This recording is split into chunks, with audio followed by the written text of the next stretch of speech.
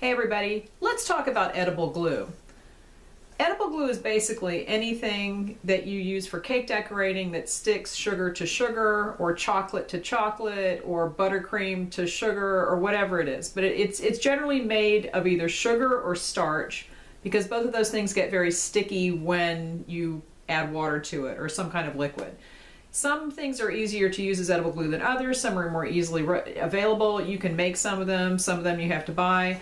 So I did a full article about this on my blog. I'll put the link in the description, but over there I have descriptions of 11 different kinds of edible glue, and I'm sure that there are more, but these are 11 that I actually used when I was doing custom wedding cakes, and I did those for 20 years, so I pretty much used every kind of edible glue that you can think of. And I'm going to show you a couple that you can use with wafer paper today because I happen to have some sitting around. All right, so the first thing is to remember that not every edible glue works the same and works as well on certain things than others.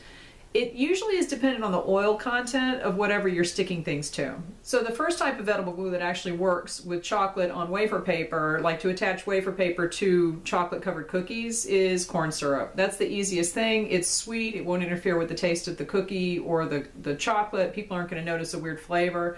So corn syrup is the easiest way to go with that. And I just put it in a squeeze bottle so that I can put out just a dab or however much I need, attach it to the chocolate, attach it to the wafer paper, and you're done. Piping gel is basically corn syrup and cornstarch and water, and you boil it, and it's kind of a thicker jelly version of corn syrup.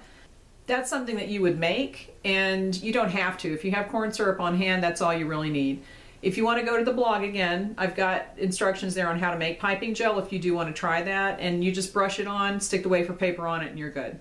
The next type of edible glue that works with wafer paper pretty well, I mean, you can just use water because wafer paper sticks to itself with water or with vodka, and vodka, any kind of alcohol, will evaporate very quickly, and so it won't melt the paper as easily. So that's a good edible glue to use. It's just water. There's nothing in it. But if you want to get a little more sophisticated, you could use some Tylose, CMC, or gum tragacanth, or anything that's got a gum in it. And you just put like a 1/4 teaspoon of this on a couple of tablespoons of water, and you'll look at it and think that's not enough, this isn't going to work, but a little of this goes a long way, and you don't need to put a lot on top of the water. Sprinkle it on there, mix it in, let it sit, and it will form a gel, and you can use that to brush onto things and stick gum paste together. It sticks to wafer paper. It's quick, easy edible glue that is something that you probably have if you're a cake decorator, and it's easy to use.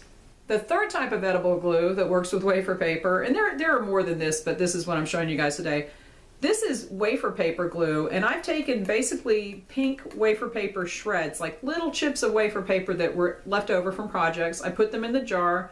I filled the jar with water up to the top of the wafer paper. I mix it up and I let it sit overnight. And what happens is it will just make like a glue of itself, and it's fairly thick. You can make it as thick as you want. This is even a little bit watery. So if I wanted to use this on wafer paper instead of just straight water, the advantage of this is that it lets the wafer paper kind of move a little bit when you stick it together. All right, here are 2 pieces of wafer paper. I'm going to put it on here. All right. Now, if this was water just by itself, when I stick this one to this one, it's going to grab and you're not going to be able to reposition it.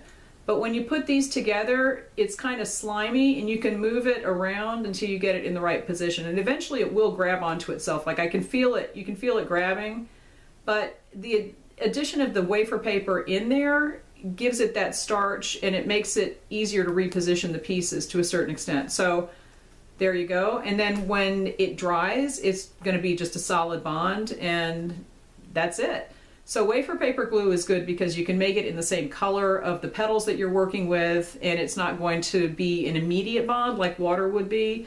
If you have water and you put it on wafer paper and then you stick the piece together, like I said, it's going to grab it right away. You're not going to be able to peel it off. But with the wafer paper glue, it gives it a little bit of a chance that you can move things around if you need to reposition something.